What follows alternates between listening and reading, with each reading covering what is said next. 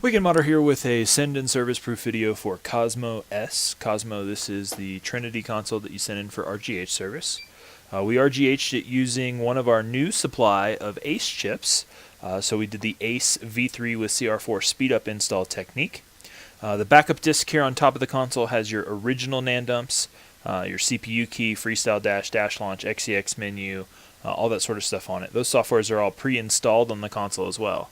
As you can see here, we've got purple LEDs, and it is quite dim in reality. I got the camera in there nice and tight to see that, but just as warned on the send-in form, those purple LEDs are a little bit dim.